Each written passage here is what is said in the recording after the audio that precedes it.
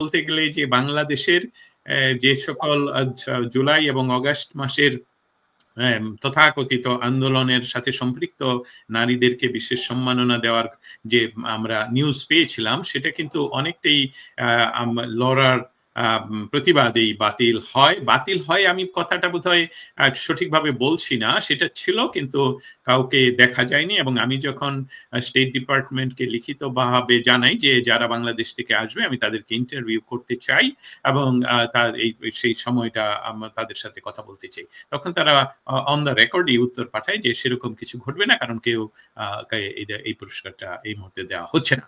এবং পরবর্তী ঘটনা আমরা সকলেই জানি। আচ্ছা, আমি একটু ভাই এখানে একটু ব্রেক করি আপনাকে। আপনি যে তথ্যটা দিলেন, কিন্তু বাংলাদেশের পেপার পত্রিকায় দেখি যে বাংলাদেশের কিছু নারী এটাকে প্রত্যাখ্যান করেছেন, বিষয়টা কি আসলে একটু ক্লিয়ার করবেন?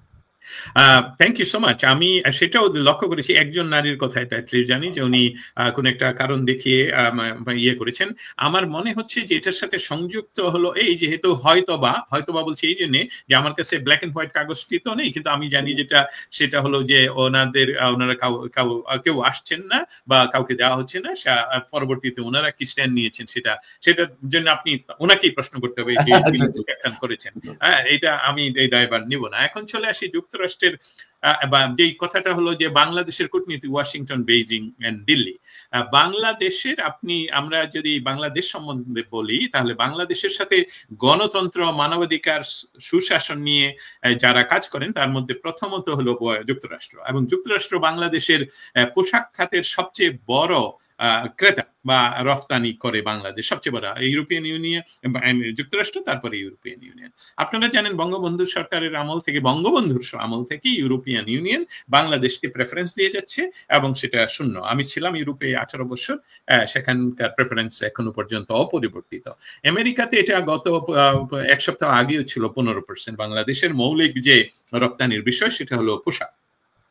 এই পোশাকের উপর এখন যখন ট্যারিফ চলে আসলো 37%, তাহলে আমি অর্থনীতিবিদ নই, কিন্তু অঙ্কশাস্ত্র প্লাস মাইনাস তো করতে পারি। সেই প্লাস মাইনাসের যে আমাদের অর্থনীতিবিদরা যে সকল উত্তর দিচ্ছেন, তথাকথিত বলবো অর্থনীতিবিদরা, এবং কিছু বর্তমান সরকারের সাথে আশ্রয় দাও কিছু বলছেন যে বাংলাদেশের কোনো ক্ষতি হবে না। আমার মনে হচ্ছে এই বিষয়টা সম্পূর্ণ ডিসইনফরমেশন, এবং লক্ষ্য রাখতে হবে যে এই ধরনের ট্যারিফ বা এই ধরনের ঘটনায় বহু আগে শ্রীলঙ্কা যখন সুপার পাওয়ার ছিল এই গার্মেন্টসে, সেটা চলে যায় অন্য দেশে, তথা বাংলাদেশ সেটাকে বিশেষভাবে গ্রহণ করে। অতএব এটা খুব অ্যালার্মিং। এই বিষয়টা যুক্তরাষ্ট্র সাথে আমাদের নির্বাচিত সরকারের, খুব দ্রুত নির্বাচিত সরকারের আলাপ করা উচিত এবং সেটা সমাধান করা উচিত। না হলে ইতিমধ্যে আপনারা জানেন, আমি সংখ্যাটা হয়তো বা ভুল বলবো, তাই আনুমানিক সংখ্যা না বলে, বহু গার্মেন্টস ফ্যাক্টরি বন্ধ হয়ে গেছে, পুরানো হয়েছে, ধ্বংস করা হয়েছে, কারণ তারা নাকি গত সরকারের, যে সরকারকে মেটিকুলাসলি ডিজাইন করে সরিয়ে দেওয়া হয়েছে, সেই সরকারের সাথে সম্পৃক্ত। একটা কথা হলো যে ব্যবসায়ীরা কিন্তু সবসময় সরকারের সাথেই সম্পৃক্ত থাকতে হবে, যে কোনো সরকার আসুক। না হলে তো তাদের এই যে হাজার হাজার মানুষের যে কর্মসংস্থান, এটা তো সরকার করে দেবে না। সরকার কখনোই কর্মসংস্থান করে দিতে পারে না। আপনারা জানেন যে সোশ্যালিজম তথা কমিউনিজমের যে একটা স্বপ্ন মানুষ দেখেছিল, সেটা আসলে বাস্তবে কখনোই সম্ভব হবে না এবং হয়নি। অতএব সেখান থেকে বলতে পারি যে সরকারের সাথে প্রত্যেকটি ব্যবসায়ী প্রতিষ্ঠানের, যে কোনো সরকার, সে যেমন এখন ডক্টর ইউনূস, উনি একদম মেটিকুলাসলি ডিজাইন করে করে ক্ষমতায়, কিন্তু ব্যবসায়ীরা তো ওনার সাথে কথা শুনছেন, যদিও ইনভেস্ট শূন্য লেভেলের, যদিও অনেক হয়ে গেছে। এই ছিল আপাতত। এবং হোয়াইট হাউসের বিষয়টা আসলে আমি যতটুকু বললাম সেটাই, যে নিশ্চয়ই কোনো কনসিকুয়েন্স আছে। যার নাম বললেন, অ্যালেক্সের নাম বললেন, এটার সাথে কি সম্পৃক্ত? আপনি একজন সিনিয়র সাংবাদিক হিসেবে আপনিও কিন্তু হোয়াইট হাউসকে এটা জিজ্ঞেস করতে পারেন। আসলে আমি এইটাতেই কাজ করি, ইন্দো প্যাসিফিকে, এই বিষয়টা আসলে কি। তাহলে চলুন আমরা বুঝতে হবে ফ্যাব্রিকটা কি, ওইখানে এই কূটনীতির বা কূটনৈতিক ফ্যাব্রিকটা একটু বুঝে আসি। আপনার ইতিমধ্যে আমি বলেছিলাম যুক্তরাষ্ট্রের সাথে বাংলাদেশের কূটনৈতিক অবস্থান। এখন বুঝতে হবে যে আমাদের সাথে চীনের কি কূটনৈতিক অবস্থান। অবকাঠামোগত উন্নয়নে কিন্তু সবচেয়ে বড় পার্টনার হলো চায়না আমাদের সাথে। বেল্ট অ্যান্ড রোড ইনিশিয়েটিভের সাথে আমরা যুক্ত চায়নার সাথে। আরেকটা হলো আমাদের প্রতিরক্ষা সরঞ্জাম, আমাদের একটা প্রধান বা বড় উৎস চায়না। এখন দ্বিতীয় লাস্ট ফেব্রিকটা হলো ভারতের সাথে আমাদের সম্পর্ক হলো নট অনলি সাংস্কৃতিক বা ভাষাগত ঐতিহ্য, এটা পানি বন্টন, নদী বন্টন, আঞ্চলিক যোগাযোগ, সীমান্ত প্রতিরক্ষা, অভিবাসন, এ সকল সমস্ত কিছুর সাথে যুক্ত। এবং বাংলাদেশের এমনকি দৈনন্দিন যে খাবার ব্যবস্থা সেটাও কন্ট্রোলে থাকবে না যদি ভারতের সাথে সুসম্পর্ক না থাকে। এখন চলে আসি যে কথাটা আপনি বললেন যে অ্যান্ড্রু এইচ উনিও যাচ্ছেন, 15 তারিখে একজন যাচ্ছেন। স্টেট ডিপার্টমেন্টকে আমি কিন্তু কোশ্চেন পাঠিয়েছি, জানতে চেয়েছি ইয়ে করে ক্লিয়ারলি যে তারা কেন যাচ্ছেন। কিন্তু নুরনবী ভাই যেভাবে উত্থাপন করলেন আমি তার রেশ ধরে বলবো যে বিষয়টা হলো ইন্দো প্যাসিফিক জোনে আমেরিকান স্বার্থ, এবং আমেরিকান স্বার্থর সাথে এখানে ভারতের স্বার্থ অনেকটাই সম্পৃক্ত।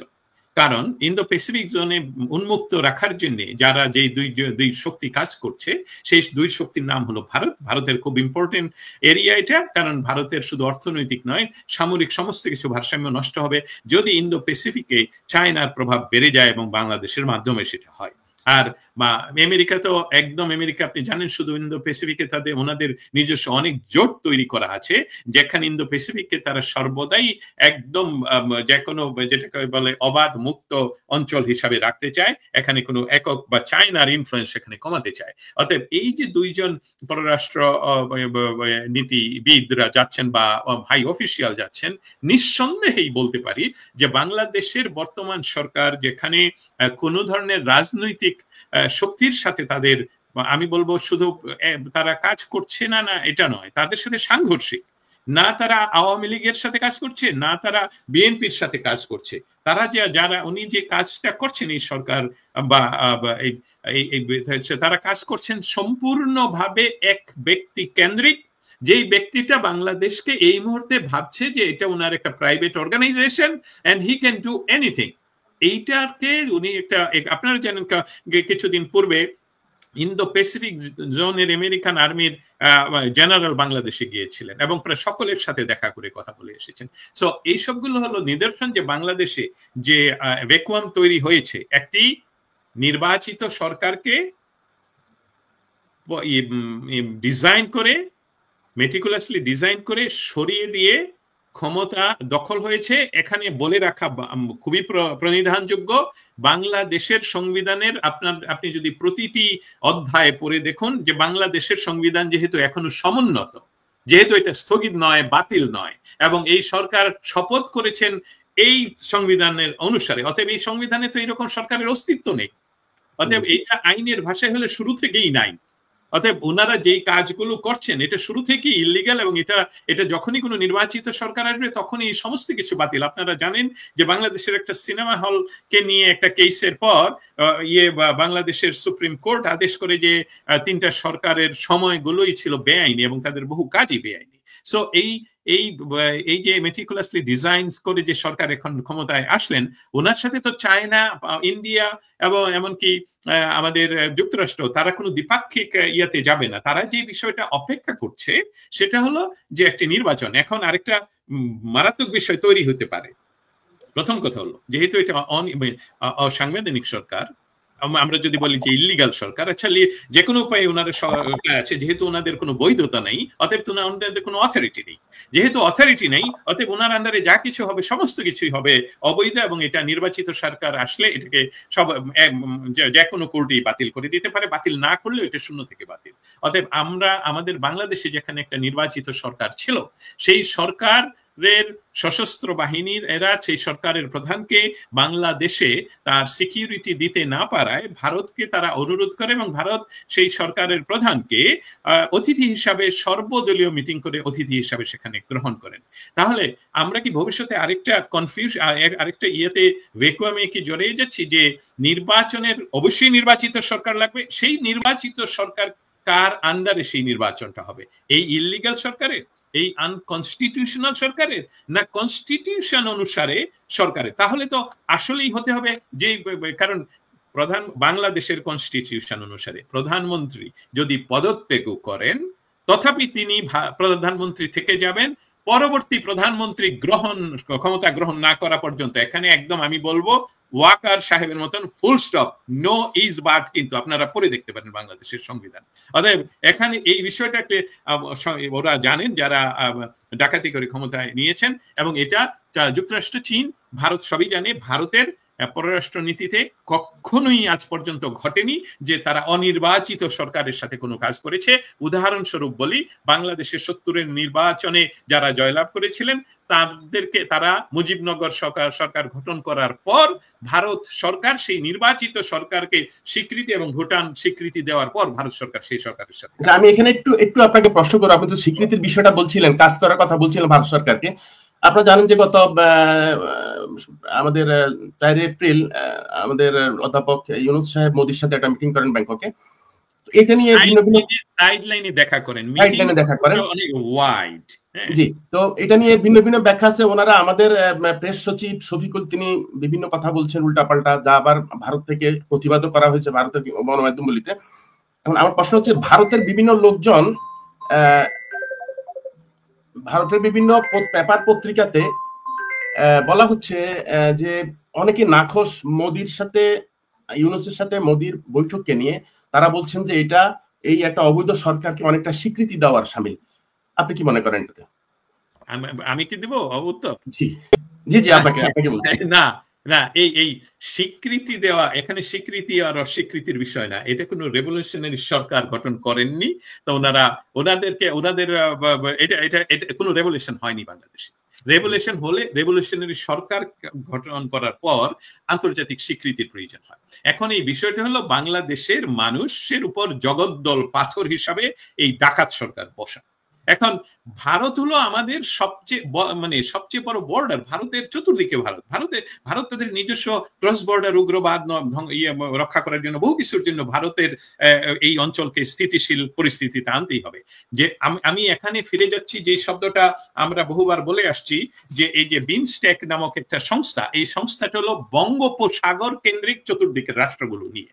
সেখানে নাই চায়না, নাই পাকিস্তান, এটা মনে রাখতে হবে।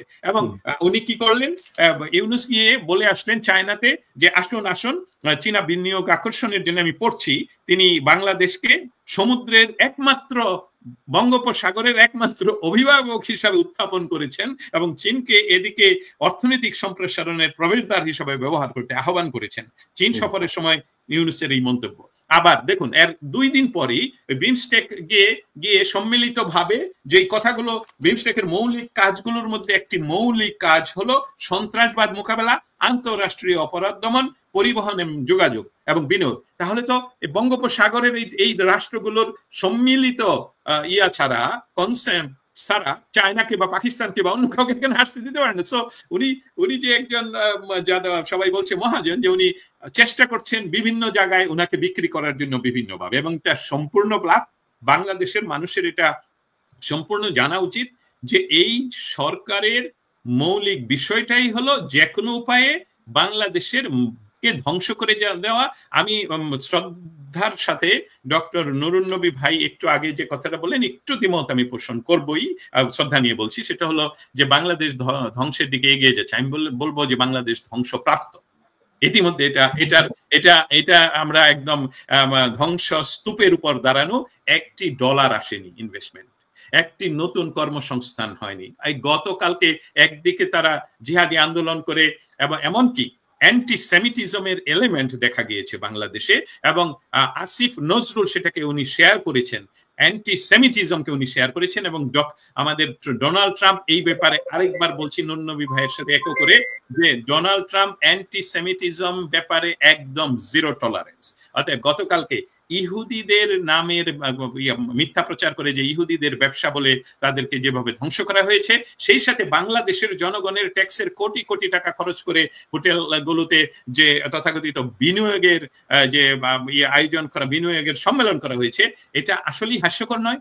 এই বিনিয়োগ যদিও সেখানে কোনো বিনিয়োগকারী দেখিনি, একজনকেও দেখা যায়নি, কিন্তু এই কোনো বিনিয়োগকারী যদি দেখে যে বাংলাদেশের সবকিছু আপনারা ভেঙে দিচ্ছেন আর বলছেন আপনি টাকা নিয়ে আসতে, ইতিমধ্যে তো জাপান এবং বিভিন্ন সংস্থা এটা বাংলাদেশ থেকে টাকা তাদের বিনিয়োগ ফিরিয়ে নিয়ে গিয়েছে উইথ দ্য হেল্প অফ বাংলাদেশের সশস্ত্র বাহিনী। কারণ তারা এই ধরনের অ্যাট্রোসিটি, এই ধরনের ললেসনেস, যেখানে কোনো ধরনের আপনি আজকে রাস্তায় বের হলে আবার ফিরে আসতে পারবেন কিনা জানেন না, 86 লয়ার্স বা অ্যাডভোকেটদেরকে যাতে একসাথে জেলে পুরে দেয়, এটা একটা দেশ হতে পারে না যেই দেশ আসলে সভ্য সমাজে গিয়ে বলতে পারে যে আসুন আমরা একটা দেশ এবং আমাদেরকে সহযোগিতা করুন। অতএব আমাদের সম্মিলিত ভাবে এই দেশকে রক্ষা করতে হবে। সেই দিক নিয়ে চায়না, ভারত এবং যুক্তরাষ্ট্র আমাদের সহযোগিতা করবেন। সেনাবাহিনীর একটি ক্ষুদ্রাংশ, একটি অংশ সেদিন, এবং সেটা হলো এক সেনাবাহিনীর যারা অপসারিত ছিল এবং যারা বাংলাদেশ, এই যে আজকে যারা ক্ষমতায় ডক্টর ইউনূসের নেতৃত্বে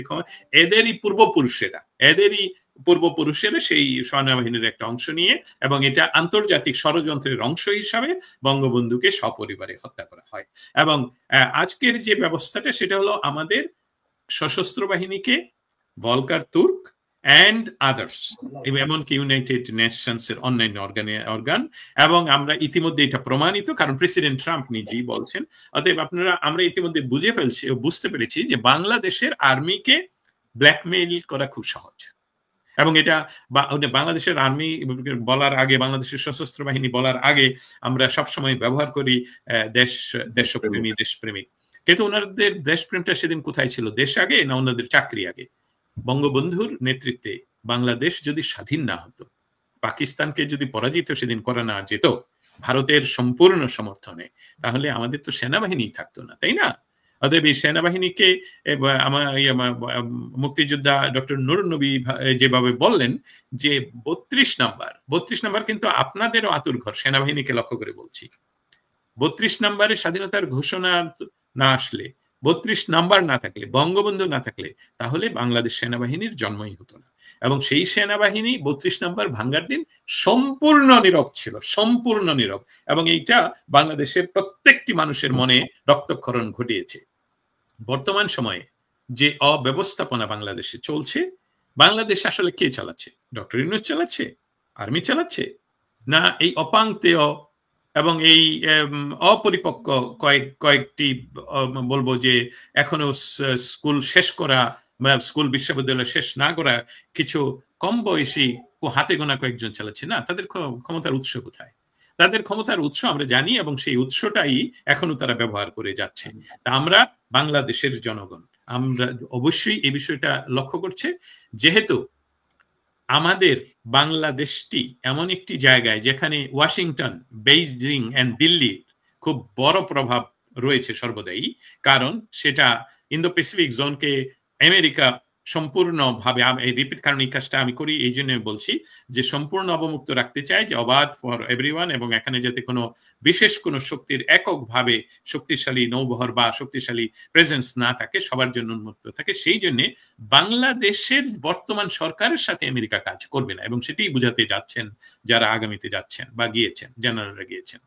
শুধু বর্তমান যিনি দেশকে দখল করে আছেন ওনার আসলেই বোঝা উচিত, যেটা নুরুন নবী ভাই প্রায় বলেন যে আমি বলতে চাই যে গতকালকেই আপনার চলে যাওয়া উচিত ছিল। হ্যাঁ, বাংলাদেশের স্বাধীনতা সংগ্রামে ডক্টর ইউনূসের কোনো ধরনের সম্পৃক্ততা নেই, অবদান নেই।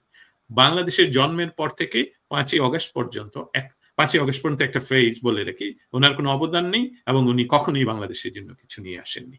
এবং আজকে এই আলোচনার মাধ্যমে যেই কথাটা আমরা এখানে তুলতে চাই, বাংলাদেশে একমাত্র সমাধান এই সমস্যা থেকে উত্তরণের, যে বাংলাদেশে একটা সম্পূর্ণভাবে ইনক্লুসিভ সমস্ত দলের সাথে সংযুক্তিতে একটি নির্বাচন, এবং সেই নির্বাচনটা আসলেই করতে হবে একটি গণতান্ত্রিক বাংলাদেশের যে রাষ্ট্র ব্যবস্থার যে মৌলিক স্তম্ভ, যে আমাদের সংবিধান, সেই সংবিধান অনুসারে। অবশ্যই যেখানে 8 বছরের শিশুকে রেপ করে হত্যা করা হয়, যেখানে শিশু রেপের পর তার পিতাকে বা বিচার দাবি কেন করলো তার জন্য হত্যা করা হয়, এই সময়কাল চলছে ইউনূস সরকারের সময়কাল, যেখানে 30 জনের মতন প্রথম সারির আমাদের শ্রদ্ধেয় সাংবাদিকগণ ফ্যাব্রিকেটেড হত্যা মামলায় জেলে বিনা বিচারে আছেন, এবং অনেক মুক্তিযোদ্ধারা বিনা বিচারে জেলে আছেন, এবং অ্যাডভোকেটদেরকে জেলে নেওয়া হয়েছে গতকালকে 86। এই ললেসনেস যে অবস্থা, বিচারহীনতার অবস্থা থেকে আমাদের দেশ তাড়াতাড়ি মুক্তি পাবে সেই প্রত্যাশাই ব্যক্ত করছি, এবং আপনাকে অসংখ্য ধন্যবাদ আমাকে এখানে আমন্ত্রণ জানানোর জন্য। ধন্যবাদ আপনাকে।